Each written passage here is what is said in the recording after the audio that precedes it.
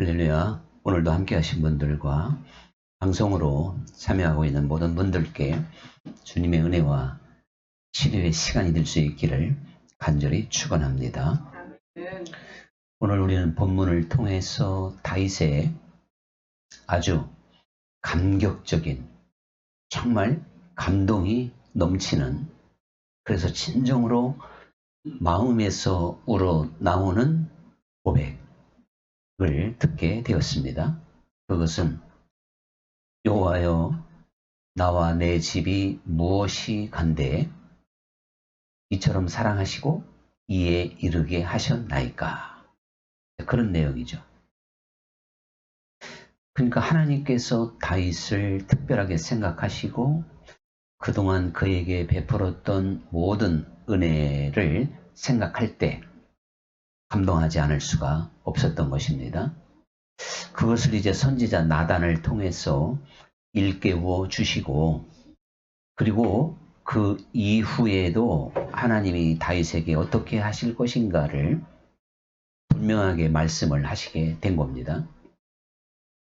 그 내용은 다윗 아니라 누가 들었다 하더라도, 또한 확인한다 하더라도 감동하지 않을 수가 없을 겁니다. 하나님께서 그 나단을 통해서 직접 다윗을 이제 일깨워 주고 있지요. 네가 전에는 목동에 불과했지 않느냐. 그런 내가 너를 택해서 이스라엘의 왕으로 삼았고, 그리고 많은 적들을 네 손에 붙여서 네가 모든 왕들보다도 뛰어난 군주가 되었다. 그리고 네 나라를 이제 내가 안전하게 거하게 하여 이리저리 돌아다니지 아니하도록 정착시키겠다 말씀하셨을 뿐만 아니라, 그리고 네 씨, 즉 네 이제 자식을 통해서 내 집을 건축하게 될 것이고, 네 왕위가 견고하게 될 것이며, 사울에게 그 왕권을 빼앗았던 것처럼 너와 네 집에는 그렇게 하지 않아서 네 집과 네 나라가 영원하리라. 다윗의 나라는 빼앗기지도 않고 임금이 바뀌지도 않는다는 것이죠. 그 완벽한 성취는 예수 그리스도, 다윗의 후손인 영원한 왕이신 그리스도로 말미암아 이제 성취되기 때문에, 그렇게 다윗의 나단을 통해서 예언을 하게 됩니다. 자, 이렇게 보면 과연 한 사람의 목동에 불과했던 이 다윗의 입장에서 자기가 왕이 됐다. 그리고 하나님이 그저 연전연승 싸움에서 이기게 해서 모든 적들을 다 굴복시켰잖아요. 그래서 뛰어난 군주가 되게 하셨을 뿐만 아니라, 또 자기 아들을 통해서 이제 그가 평생 짓고자 했던 하나님의 집을 짓게 만들 것이고, 그 나라가 영원하다.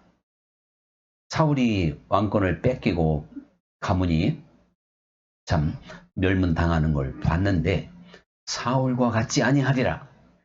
네 자식들이 혹시 범죄하면 내가 징계하고 징치할 망정 그 왕권은 빼앗지 아니하리라.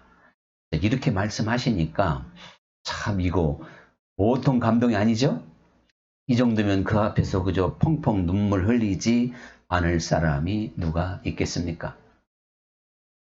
그런데 다윗은 어떠한 이렇게 지금 강성하게 된 가운데에서, 풍성한 가운데에서 그 정도로 하나님이 축복해 줬으면 감동하지 않을 사람이 누가 있겠나? 맞죠? 그런데 꼭 신앙은 그런 건 아니잖아요. 이렇게 다윗처럼 아주 왕으로 삼고 놀라운 어떠한 그 축복의 말씀과 예언이 없다 할지라도, 흔히 말한 대로 그리 아니하실지라도 신앙 안에서는 분명히 감동할 수가 있는데, 그것을 구약 백성들도 증명했지만 특히 신약에 와서는 많은 환난과 고난, 그런 역경 가운데에서도 이러한 감동을 잃지 않았던 걸 볼 수가 있습니다. 그래서 예수님의 제자들뿐만 아니라 이제 그리스도의 이름으로 부름을 받는 모든 그리스도인들이 큰 역경 가운데서 때로는 순교의 죽음 앞에서도 그 밝은 얼굴을 잃지 않았었는데, 우리가 잘 아는 대로 같은 구약 성경의 하박국 선지자는 이 다윗과 지금 전혀 다른 상황인 것 같아요. 그래서 무화과 나무가 무성하지 못하고 포도나무에 열매가 없고 또 이제 밭에는 먹을 것이 없고 우리에는 양들이 없고 또 외양간에는 소가 없을지라도 나는 여호와로 인하여 즐거워하리로다. 이렇게 지금 말하고 있으니까 이 하박국은 다윗과 지금 전혀 다른 상황, 어떻게 보면 반대라 할지라도 그는 하나님께 대한 감동, 이것을 잃지 않고 있다는 걸 보여주고 있습니다. 실제로 구약의 선지자들 대부분의 삶이 이렇게 하박국처럼 고달프고 힘들고 고난과 핍박, 이러한 것들의 연속이었던 것을 본다면 그 하박국이 고백했던 감동, 그것은 분명히 고난 속에서 하나님 안에서의 그 감동이었다. 세상적인 생각으로는 절대 주어질 수 없는 감동이었겠죠. 성경 말씀은 분명히 하나님께 부름받은 모든 사람들이 감동과 감격을 가지고 이 세상에서 살기를 원하고 있습니다. 우리가요, 이 감동과 감격을 잃으면 마치 처음 사랑을 잃은 거와 똑같은 거예요. 거기에는 어떠한 열매도 어떠한 능력도 사실 나타날 수가 없습니다. 그래서 예수님이 내가 이 땅에 온 것은 양들로 생명을 얻게 하고 더 풍성히 얻게 하려 함이라. 이 풍성한 삶이 뭐예요? 바로 감동, 감격인 줄 믿습니다. 그러니까 예수님은 우리에게 풍성한 삶을 열어주시는 분이세요. 또 그렇게 하기 위해서 오셨다는 거예요. 하라는 말씀이지만 그 앞에는 도적이 오는 건 빼앗고 죽이고 도적질하는 거라고 그랬잖아요. 그러니 풍성한 거하고는 반대입니다. 그거는 슬픔일 것이고 낙심이겠죠. 패배겠죠. 근데 주님께서 우리에게 주시는 이 삶은 다윗이 지금 나단 선지자 앞에 그 하나님께 대한 고백이 진심이었고 아주 감동이 넘쳤던 것처럼 주 예수님 앞에 서 있는 모든 그리스도인들이 이 다윗이 고백하고 있는 것처럼 사실은 감동적으로 하나님 앞에 서야 될 줄 믿습니다. 이 감동, 감격을 잃어버리고 뜨겁지도 않고 차지도 않았다는 것처럼 이게 바로 감동이 없는 거잖아요. 사도 바울의 삶을 이렇게 한번 살펴보면 사실 누구보다도 고난과 역경이 많았어요. 불가능도 많았고요. 그런데 바울은 또 누구보다도 풍성한 삶을 살았던 줄 믿습니다. 40에 한 대를 감한 매를 5번이나, 돌에 그냥 쳐서 죽을 고비를 3번씩이나, 추위, 굶주림, 할 것 없이 참 엄청난 시련이 그 삶에 있었고 매를 맞고 감옥에 갇히고, 그래도 주 안에서 기뻐하라. 다시 말하노니 기뻐하라. 이렇게 말하면서 어떠한 감격, 감동, 그것이 이루어져서는 안 되는 것이다. 라고 하는 걸 이제 그 바울의 삶을 통해서 간증하고 있는데요. 이러한 바울이 내린 결론이 뭐냐? 나의 나된 것은 오직 하나님의 은혜라. 하나님이 자기를 그렇게 풍성한 삶으로 만드셨다는 거예요. 하나님 앞에서 감동이 있는 사람으로 만들었다는 것이죠. 여러분, 감동, 그 열매가 뭐겠어요? 열린 마음이고 기쁨이고 감사잖아요. 또한 눈물의 기도가 아니겠어요? 그래서 이 바울이 전도와 기도로 이렇게 열정을 가지고 모든 고난을 헤치고 나갈 수 있었던 근본적인 힘은 주 예수님께 대한 감동, 감격이었다는 사실이죠.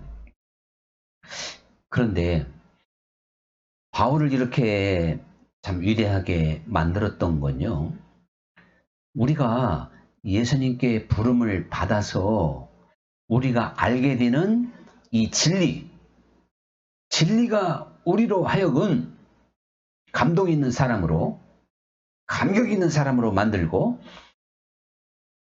기독교의 진리, 주 하나님께서 우리에게 주신 말씀, 진리 자체가 우리를요, 감동시키는 거예요.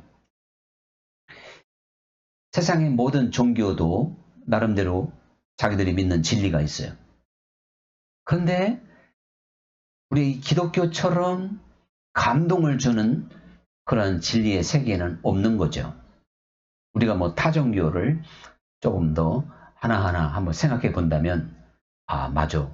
과연 우리 기독교와 진리 자체가 다르니까 우리는 하나님께서 해놓으신 것, 하나님이 다 이루어 놓으신 걸 그걸 받아들이고 누리는 감동이라면 이 세상의 모든 진리는 노력하고 자기 어떠한 힘을 들여야 되고 고행을 겪어야 되는 그런 것으로 이 진리 그 어떠한 틀 자체가 좀 다릅니다.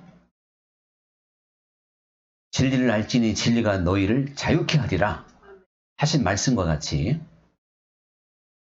하나님께서 우리에게 주신 이 은혜의 세계와 진리의 세계는요, 넉넉히 이 세상을 이기고 이 세상을 다스리고 정복하게 만들 수가 있을 줄 믿습니다. 진리가 너를 자유하게 하리라 다시 말씀드리지만 우리가 깨달은 진리, 하나님께서 우리에게 주신 진리 자체가 우리를 소성시키는 것이고 죽은 자를 살리는 것이고 우리로 하여금 깨달음을 주시면서 이기게 하시고 다스리고 정복하게 만드는 겁니다. 그러면 도대체가 진리를 우리가 한마디로 어떻게 설명하기가 어렵겠지만요. 우리가 지금 믿고 있는 진리 몇 가지만 생각해 봐도 야, 사실 고달픈 세상에서 나로 하여금 감동 있는 삶을 충분히 살게 만드시는 거구나. 이것을 깨닫게 돼요. 우리 잘 아는 대로 먼저 우리 기독교의 진리의 대표적인 건요. 하나님이 이 세상을 이처럼 사랑하사 우리에게 독생자를 주시고 그 독생자가 우리를 위하여 이제 피 흘려 죽으시고 우리로 하여금 영생을 얻게 하셨다는 것. 그러니까 예수님의 대속의 죽음, 십자가의 죽음. 이것은 내 죄를 사해 주시는 것이고 나를 하나님께서 구원하는 그러한 축복이기 때문에 사실요, 우리는 이거 하나만 가지고도 항상 사실은 감동해야 맞는 거예요. 영영 죽어야 될 사람이 죽지 않을 사람이 됐다. 그것만 생각하면 평생 감동이 되겠죠? 그 은혜가 감사한 거죠. 예수님께서 이제 어느 집을 그렇죠. 어느 집한테 시몬의 집입니다. 집을 방문하셨을 때 한 여인이 찾아와서 거기서 300데나리온의 그 옥합을 깨죠. 그리고 그것을 예수님의 이제 발에 붓고 그리고 그것을 자기 머리털로 막 그걸 씻어내고 또 눈물로 씻어내고 자 이렇게 본다면요. 이 여인이 지금 예수님께 와서 얼마나 감동받았고 감격을 받았으면 그와 같은 일을 했겠어요. 그거 하나하나 보통 감동으로는 결코 할 수 없는 거예요. 300데나리온 자기 전 재산이에요. 전 재산을 이렇게 정말 예수님께 쏟아 부을 수가 있냐 이거죠. 그리고 얼마나 그 예수님을 공경했으면 자기 머리털로 또 눈물로 발을 씻어내는. 자, 이것은요 정말 오늘 이 다윗이 하나님 앞에 고백했던 감동, 그 정도가 있어야 할 수 있는 거죠. 근데 예수님은요 뭐라고 말씀하시냐면 그걸 보시고 복음이 전파되는 곳마다 이 여인이 한 일도 증거되게 될 것이다. 그렇게 말씀을 하셔요. 여러분 이게 무슨 이야기일까요? 복음, 진리 이 자체는 이 여인과 같은 행실을 낳게 된다는 거예요. 그걸 기억하게 될 것이다. 우리가 복음을 듣고 진리를 알았는데 감동하지 않을 수 있을까? 덤덤할 수 있을까요? 눈물 흘리지 않을 수 있을까요?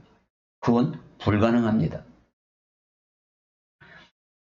38년 된 환자가 달마다 베데스다 연못에 있으면서 참 얼마나 기다렸겠어요.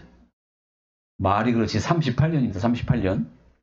근데 어느 날 예수님이 자기에게 와서 단 한 번에 일어나 걸을 수 있도록 해 주었을 때 그 감격과 감동은 어떻게 말로 표현할 수 없을 줄 믿습니다.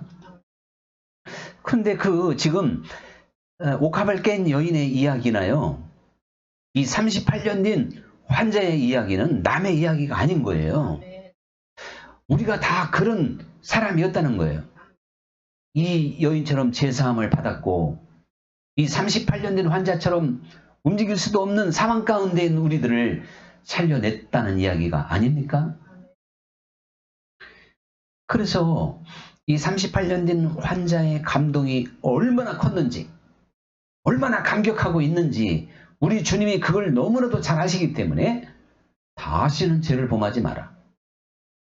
여러분, 우리가요 정말 사람은 마음 먹기 달렸는데 우리의 마음이 주님께 충만하고 언제나 감동이 있다면 죄가 우리를 다스리지 못합니다.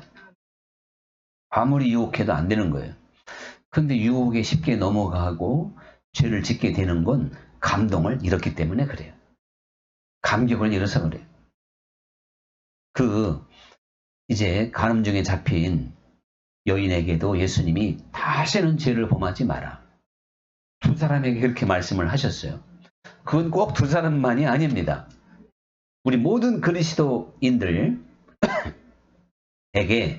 네가 다시는 죄를 짓지 않을 수 있을 만큼의 은혜를 너는 입었다. 이것을 우리가 잘 눈이 열리지 못하니까 감동이 없는 거예요. 여러분 우리가 정말 하나님의 나라는 이러한 감동으로 다 되는 거예요. 왜? 마음이 달렸기 때문에. 하나님이 우리에게 주신 마음. 이 마음이 굳어지면 아무것도 못합니다.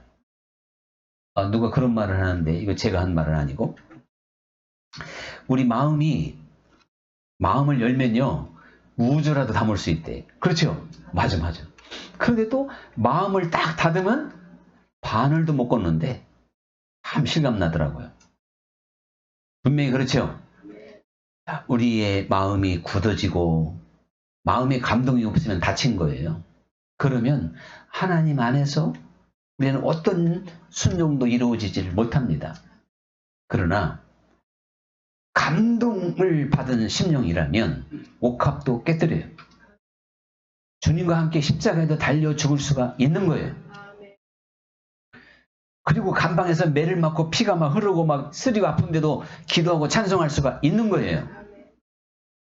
그게 바로 오늘 이 감동의 열매가 되는 것이죠.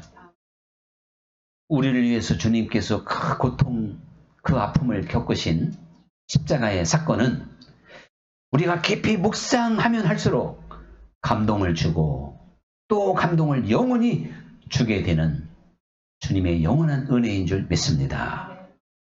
그러니까 사실은 수시로 묵상하고 찬송도 하고 찬송하면 그 십자가의 은혜가 더 실감 있게 오잖아요. 기도할 때도 오잖아요. 묵상할 때. 근데 더 감동적인 건요. 내가 무슨 그렇게 받을 만한 가치가 있고 받을 만한 일을 했다면 그것도 감동이지만 정반대예요. 우리는 마땅히 죽을 일만 했고 주님의 은혜를 깨닫고도 불순종하고 이렇게 우리가 신앙생활을 많이 한다 할지라도 나를 위해서 죽으신 그 십자가의 사건은 지금도 우리에게 감동을 변함이 없다고 말씀하고 있는 줄 믿습니다. 그러니까 때로 내가 불순종하고 내가 하나님에 좀 어그러지고 이렇게 그럼에도 불구하고 변함없이 사랑을 흘러보내고 계신 그 십자가의 은혜를 우리가 기억하면 우리의 다쳤던 심령이 열리고 강팍한 마음이 녹아지며 하나님 앞에 감동할 수 있는 사람으로 거듭나게 될 줄 믿습니다. 이게 또한 성령께서 하시는 일인데요. 그런데 또 하나의 진리를 우리가 한번 생각해 보면 이건 사실 참 감동하며 감동해서 감동으로 살 수밖에 없는 게 우리들의 삶이에요. 즉 그리스도인의 삶이에요. 왜 그러냐면요. 우리가 하나님 나라를 생각할 때 대부분 하나님 나라는 죽어서 가는 나라로만 자꾸 생각을 해요. 근데 이제 열심히 이야기해도 여기에 집중하지 못하면 어느덧 또 그런 생각에 빠져요. 그래서 기독교 2000년 역사를 쭉 살펴보면요. 지금 제가 말씀드린 이런 사고방식이에요. 죽어서 가는 천국으로 아주 진리가 굳어졌어. 그래서 그거 깨기가 보통 어려운 게 아니에요. 위대한 종교개혁자 마틴 루터도 그 벽을 못 넘었어요.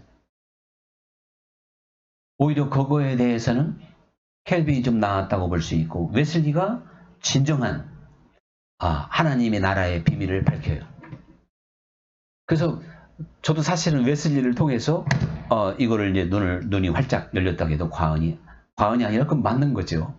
과언이 아니고 예수님이 저기도문에서 뭐라 그랬어요? 나라가 임하게 하옵시며 그랬죠. 야, 하나님의 나라가 이 땅에 임하게 해달라고 기도하라 그랬고 또 뜻이 하늘에서 이룬 것처럼 땅에서 이루어진다 이제. 그래서 하나님의 나라는 너희 안에 있다. 그 원문에 보면 네 손 안에 있다 이런 게 의미가 돼요. 네 가까이에 있다. 네 손에 있다. 여러분 우리가요 하나님의 나라를 죽어서 가는 나라로 자꾸 생각하니까 예수님 믿는 게 마치 보험이 돼서 보험 하나 딱 들어놓으면 나중에 이제 그 다 타죠. 죽으면 타는 걸로 생각한다니까. 그래서 예수를 믿는다는 게 보험이 됐어요. 그래가지고 이 땅에서는 그냥 하나님 나라와 상관없이 감동도 없고 감격도 없고 아무리 주님이 토해낸다고 해도 열매 없는 나무와 찢겨 불에 던진다고 해도 안 통해. 안 들어간다니까. 이게 우리가 진리에 온전히 눈을 못 열어서 그래요. 다시 말하면 다른 것보다도 하나님 나라의 비밀을 잘 알지 못하는 거예요. 하나님의 나라는요. 이 땅에서 우리가 하나님의 나라를 이루지 못하면 저 하나님 나라의 분깃이 없는 거예요. 팔복의 말씀도 그렇게 기록이 되어 있고 이거는 제 얘기가 아니라 무디요. 무디. D.L. 무디가 이 땅에서 천국이 없는 사람은 죽어서도 천국이 없다 그랬어요. 그러면 무디는 어떤 분이에요? 어떻게 보면 웨슬리하고는 조금 방향이 달라요. 무디는 그냥 전도자. 요즘으로 말하면 무슨 어떠한 좀 초짜들에게 전도하듯이 복음의 기초만 얘기해서 깊이가 없어요. 그런데도 이제 성령 역사했으니까 사람들이 회개하고 그랬을 뿐이지 말씀을 깊이 분석하고 진리 자체를 가르치는 선생은 아닙니다. 능력자지, 전도자지. 근데 웨슬리는 선생이면서도 능력자였어요. 저도 선생이면서 능력자가 되기를 지금 간절히 기도하고 있습니다. 그런데 그게 다 때가 돼야 되더라고요. 제가 봐도 선생은 충분히 된 것 같은데 능력은요 하나님이 딱 세우는 무대에서 이제 나타나는 거예요. 그게. 그래서 제 주변에 있는 환자들에게 제가 좀 더 기다리라고 하나님의 저를 통해 역사할 때 그때는 유튜브를 통해서 오 목사 설교만 봐도 치료받을 것이다. 그렇게 좀 희망을 주고 있단 말이에요. 분명히 그렇게 될 겁니다. 그런데 이게 지금 이 하나님의 나라가 우리에게 이미 주어졌다니까요. 그래서 그날에는 내가 너와 더불어 먹고 너는 나와 더불어 먹으리라. 웨슬리 목사님이 한 이야기 가운데 이런 게 있잖아요. 우리에게 있어서 가장 좋은 게 뭐냐? 가장 좋은 것은 하나님이 우리와 함께 하시는 것이다. 그 이야기는 다른 말로 말하면 하나님의 나라가 우리 안에 있는 거다. 여러분, 이 세상을 봤을 때 세상만 보입니까? 아니면 이 세상이 보입니까? 주님이 보입니까? 다른 말로 말하면 세상이 보입니까? 하나님의 나라가 보입니까? 우리 눈에는요, 하나님의 나라가 보여야 될 줄 믿습니다. 근데 이게 지금 좁은 문이고 좁은 길이잖아요. 이게 밭에 감추어진 보화예요. 또 찾기 어려운 진주예요. 이처럼 사람들 눈에는 잘 안 띕니다. 좁은 문이라고 하는 것이 찾기 어렵다는 뜻이 있다고 그랬잖아요. 네. 좁다는 의미보다도 찾기가 어려워서 좁은 문이에요.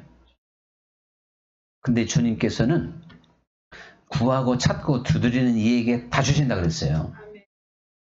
그렇기 때문에 이 하나님의 나라가 우리에게 주어지고 우리는 지금 하나님 나라 안에서 살아가기 때문에요. 응답이 있고요. 능력이 있고 주님과의 동행이 있는 줄 믿습니다. 주님께서 그날에 내가 너희 안에 있고 너희가 내 안에 있으면 무엇이든지 원하는 대로 구하라. 그리하면 내가 주리라. 다 얻을 것이다. 개혁에는 즉시 시행하리라. 아무리 응답의 사람 조지 뮬러가 됐던 저는 우리 한국 분 중에서는 이 홍대희 선교사가 최고의 응답의 사람인 것 같아요. 그분의 그 응답 내용을 한번 간증을 이렇게 보면 제가 뭐 한두 번씩은 소개했으니까 여러분도 아실려나 모르겠지만 이야 참 어떻게 하나님이 이렇게까지 역사하실까? 조지 뮬러가 받은 응답도 마찬가지고요. 여러분 우리가 우연하게 되고 뭐 가만히 있어도 될 것 같으면 그거 아무리 하나님이 그렇게 했다 하더라도 감동이 없을 거예요. 근데 불가능한 일이 생기고 이게 지금 어떠한 무슨 자연의 법칙 내지는 어떤 물리적인 그 어떤 힘의 원리가 아닌 놀라운 하나님의 기적적인 사건 앞에서는 사람들은 감동할 수 있죠? 감격할 수 있어요. 주님은요, 한편으로 생각해 보면 우리가 감동과 감격을 잃지 않게 하기 위하여 응답하시는 분입니다. 또 무엇이든지 기도하고 받기를 원하셔요. 물론 기도하지 않아도 하나님이 저절로 주시는 게 많지요. 그러나 저절로 주신다 하더라도 기도하고 받으면 감동이 달라요.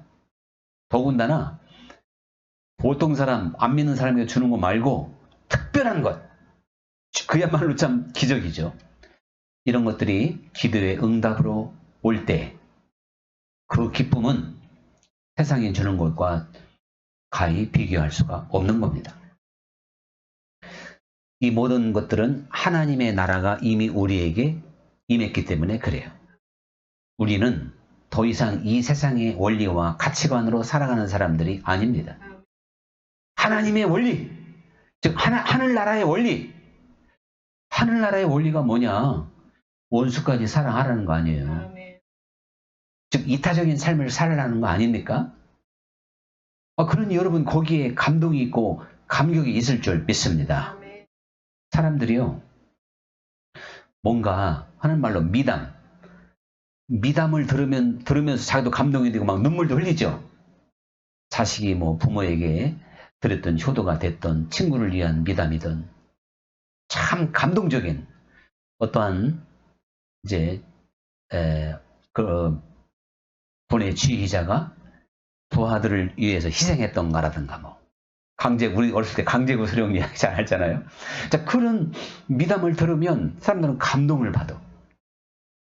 정말 엄청난 그 미담 앞에는 눈물도 펑펑 쏟을 수가 있어요. 주님께서도 우리를 이 하나님 나라 안에서 살아가게 하셨고, 그렇다면 주님과 함께 사는 삶이니까요. 우리에게도 많은 미담을 주시는 분이에요. 우리 생각과 마음에도 내 삶을 통해서도 미담을 주고, 또 다른 사람의 그런 착한 행실을 보고 우리가 감동을 받기도 하고, 거기에 응답을 주셔서 여러분, 다른 어떤 것보다도 하나님이 지금 나와 함께 하고 계시다는 이 자체는 위대한 힘이 될 줄 믿습니다. 이제 감동이 있는 사람이 헌신적인 삶을 살 수 있어요. 감동이 있는 사람이 충성할 수 있을 줄 믿습니다. 사랑할 수 있을 줄 믿습니다. 순종하게 됩니다. 우리는 그리스도 안에서 성령 충만이라는 것은 언제나 감동인 거예요. 그러니까 감동.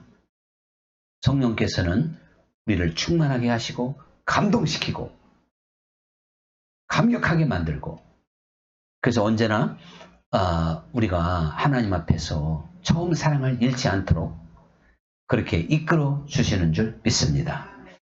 행여나 감동과 감격을 잃어버리고 무덤덤한 지금 상황은 아닌가, 우리 자신을 살펴봐야 되겠습니다. 오늘의 찬양 드리겠습니다.